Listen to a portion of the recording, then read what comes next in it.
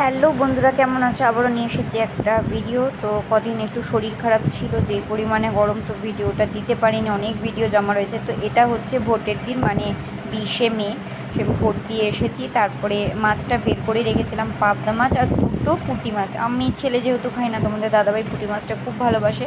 আর chicken নিয়ে এসেছিলো, chilli chicken করবো, আর কিছু বানাবো বলে, পকোড়া এইসব। তো এখানে দেখো মাছটা নুন হলুদ মাখিয়ে নিয়ে এবারে পাবদাগুলো ভাজছি। আর দুটো পুঁটি ছিল, সেটাকেও কেটে নিয়েছিলাম। কেটে নিয়ে একবারে তোমাদের দাদাভাই বলেছিল আজকে আর কাটতে হবে না, কালকে একটু করে নিও ঝোলের মধ্যে দিয়ে, যেহেতু পাবদাটা অনেকটা রয়েছে, অনেকগুলো 10টার মতন পাবদা ছিল। তো আমি সাথে সাথে এসে কেটে নিয়েছি। এদিকে তোমাদের দাদাভাই ঘর দুয়ার মুছে দিয়েছে, এর জন্য অত অসুবিধে হয় না। আমি রান্নার দিকে ছিলাম। আর এখানে দেখো মাম্মাম সব সময় এরকম ও দাদাভাইয়ের কাছে ভীষণ ভালো থাকে। দেখো সুরসুরি দিচ্ছে, কি সুন্দর শুয়ে রয়েছে। এখানে দেখো ওই মাছ ভাজার তেলের মধ্যে সর্ষে আর সাদা পোস্ত দিয়ে কাঁচা লঙ্কা দিয়ে পেস্ট করে নিয়েছি। আর আমি তেলের মধ্যে কালো জিরে ফোড়ন দিয়েছি, তারপরে পেস্টটা দিয়েছি। এখন একটু হলুদ দিলাম। আর আমি সবসময় পোস্ত সর্ষে বাটার মধ্যে একটুখানি তোমার মাছের ঝোলের মধ্যে বিশেষ করে আমি জিরের গুঁড়ো ধনের গুঁড়োটা দিই। এটা আমার নিজস্ব একটা নিজের দিক থেকে আমি এই জিনিসটা করি, তো খুব ভালোও লাগে। তো মাছের ঝোলটা দারুণ হয়েছিল, মানে নিজে রান্না করে নিজেই বলছি, সত্যি মাছটাও যেমন সুন্দর দারুণ খেতে ছিল, সেরকম মানে তোমাদের ঝোলটাও ভীষণ সুন্দর হয়েছিল খেতে। তো আর কিছু করিনি, কারণ অনেকটাই তো বেলা হয়ে গেছে, বুঝতেই পারছো, ভোট দিতে যাওয়া। তারপরে বৃষ্টি নেমে গেছিলো, মেয়েকে নিয়ে ছেলেকে নিয়ে তারপরে আমি তোমাদের ওই টোটো করে এসেছিলাম। ফাঁকাতেই গেছিলাম, অনেকটা মানে একটু দেরি করে, 9:30 পৌনে 10টায়। কিন্তু কে জানতো যে ওই সময়টা এরকম বৃষ্টি এসে যাবে। তো যাই হোক, বৃষ্টি ওই সময় এসে পড়লো। তা ছেলে মেয়েকে নিয়ে টোটো করে আসলাম। আর যেই পরিমাণে বিদ্যুৎ চমকাচ্ছিল, ভীষণ ভয় লাগছিল। তো এই হলো দুপুরবেলায় এরকমই সাধারণ, রাত্রেবেলায় কিছু করার ইচ্ছে আছে, তার জন্য আমি দুপুরবেলায় হালকার উপর দিয়েই করেছি। আর ওই পাশে মাম্মামের জল বসিয়েছি স্নান করাবো বলে। আর ভাতও বসিয়ে দিয়েছি।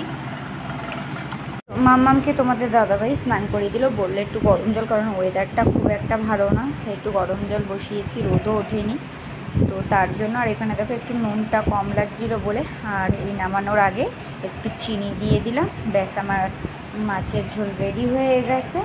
এখন একটুখানি ফুটিয়ে নিয়ে তারপরে নামিয়ে নেব। চলো দেখতে থাকো তাহলে ভিডিওটা।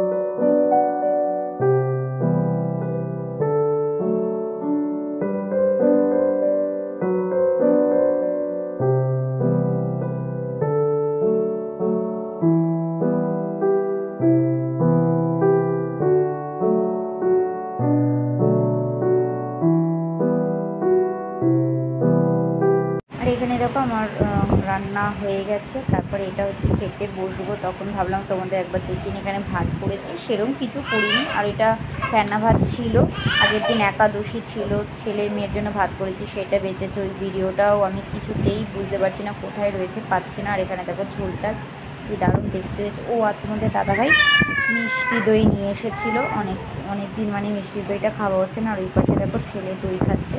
আর এটা হচ্ছে সন্ধ্যাবেলায়। তো এই পার্সেলটা এসেছিলো, যদিও আমি দেখেছি খুলে, তোমাদেরকে আমার একদম দেখানো হয়নি, তা ভাবলাম আজকে এর তোমাদেরকে একটুখানি দেখিয়ে নিই।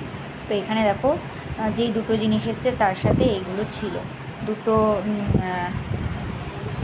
তো আমি ভেবেছিলাম এইগুলো হচ্ছে প্লাস্টিকের হবে কন্টেনার, কিন্তু দেখলাম পরে না, এগুলো পুরোটাই গ্লাসের উপরে। তো আমার ওই আগের তেলের জারগুলো নষ্ট হয়ে গেছিলো, তার জন্য আমার এইটা অনেক দিন ধরে ইচ্ছা ছিল, কিন্তু আমি ভাবিনি যে এটা গ্লাসের জার হবে। তো যাই হোক, খুবই ভালো, এখন ইউজ করে বুঝছি ভীষণ ভালো, একদম অল্প পরিমাণে তেল। আগের মানে জারগুলোর মধ্যে আমার তেল প্রচণ্ড পরিমাণে পড়ে যেত, বেশি পড়ে যেত, কিন্তু এটা এত সুন্দর অল্প অল্প তেল পড়ে, আমি খুব স্যাটিসফাই এটা কিনে। আর এখানে দেখো আমি বানাচ্ছি লাচ্ছা পরোটা।